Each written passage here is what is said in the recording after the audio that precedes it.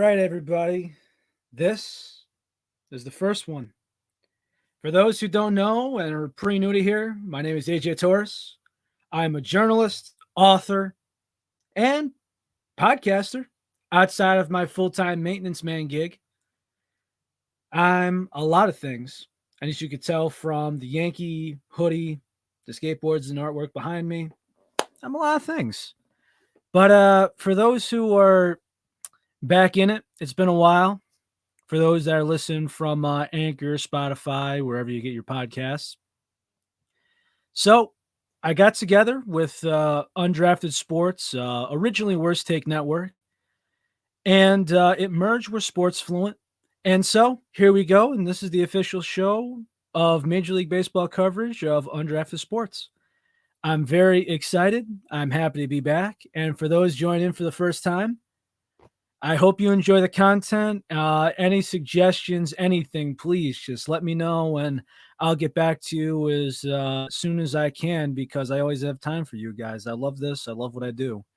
And today's show for everybody as my welcome back, I want to talk about the Cubs.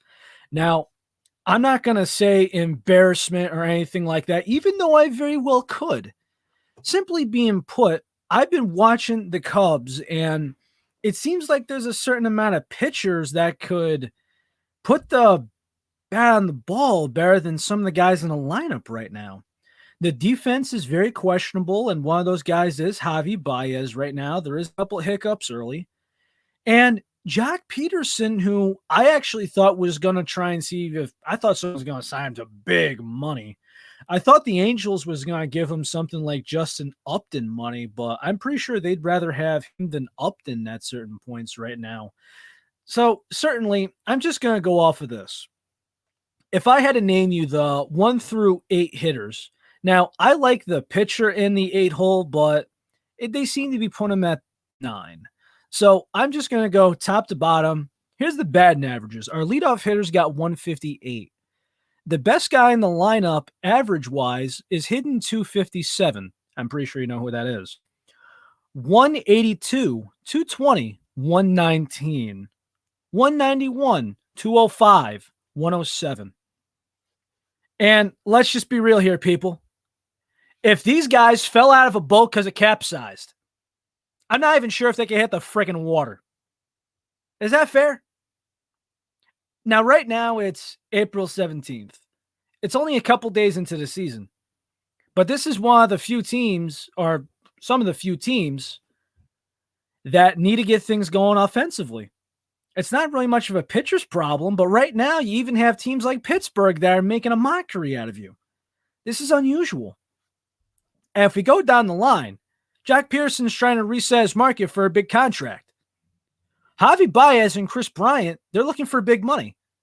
Chris Bryant already denied a $200 million extension a while back. Javi Baez, people are predicting between $200 and $250 million. Anthony Rizzo's option was picked up. It's his walk year as well. And then Jason Hayward, he already got paid. He's a bust. But the fact that he's one of the only guys hitting over 200, and that's hitting 205 right now, wow.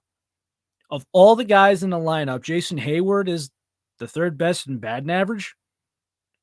And Wilson Contreras, is he leading the league in hit by pitch right now or what? I'd be furious if I were him. Let's see. See if I can research that real quick. Let's see. MLB leader in hit by pitch right now. I'm talking about right now, not all time. Although Derek Jeter's up there. Tied with Michael Conforto. And let's listen. I got a whole spiel how I got to break open the MLB rule book and how I got to go into the certain rules, including the Michael Conforto case. But it's actually funny because for some extent, I am sympathizing with the Mets because weather is not on their side. Mother Nature is hating them, and they've always been a team that's been so drama-filled. It's like they live for it. What if Bernie Madoff is there, or one of the Wilpons, or whoever the case may be? There's this spiritual energy from the baseball gods that just say, you know what? We hate it here. And tell me I'm wrong. There's always something going on. Even when things are good, they're like, oh, well, look at, things were going good with the Mets a couple years ago. But then, Cespedes has a golf addiction, which put him back. Always something. But really, we go back onto things, and I'm just kind of thinking to myself, what are we doing here if you're the Cubs?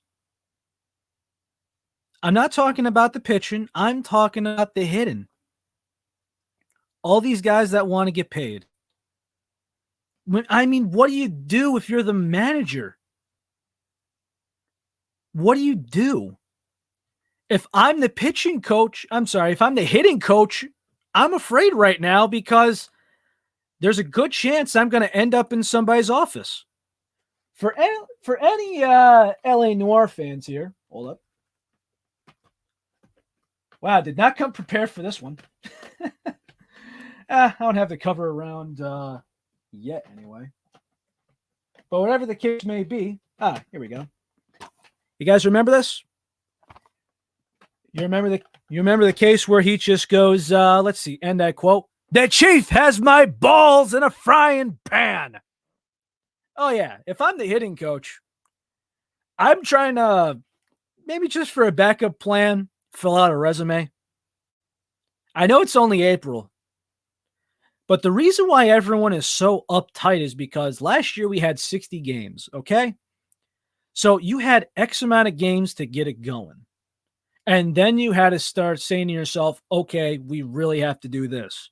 But I could name down the line of the hitters that started a little bit late, and then mentally you're going, oh God, I only got X amount of games left. We're a quarter way through the season at 15 games. I got to get moving. But so what happens is your mindset, your mechanics, you try to force it, and it just doesn't produce. It just doesn't happen. But that's normal. That's the human element of this. This isn't some program. This isn't me playing MLB The Show or MVP Baseball 2004. That's got a lot of sentimental value to me. Also, the last year of the Expos. Going forward, it's interesting. Do I think that some of these people are going to pick it up? Yes. But there's a couple Javi's got to stop showboating. Jock Peterson needs a couple reps in the outfield because he does not look comfortable. And I'm not sure what the mechanics are for some of the hitters. I'm not sure if some of them are getting hosed. I mean, I see a couple of them, and there's always going to be a couple of calls where you're going to say, you know what, that wasn't right. But there's a couple of things I will say. Jock Peterson's got to be careful on the low and outside pitch. Javi Baez, every time he sees a slider low and away, he might as well not swing at this point. He's got to learn how to take his walks with that. And we just got to see if these guys will turn around. I see good things here. Do I see them win the division? Absolutely not. I think it's between the Cardinals and the Brewers. Personally, I have the Cards taking the division. But do I think the Cubs are going to keep it interesting? Absolutely, they have the potential to. And that's all I got for this segment. I hope everyone's enjoying this. I'm glad to be back, and I hope that there's going to be more to come. And tomorrow we start the regular Sunday thing of MLB on Ice with Really Demolish, starting right here on Calling Strikes YouTube, as well as your regular podcast platform. Take it easy, guys, and enjoy the weekend. Have a good one.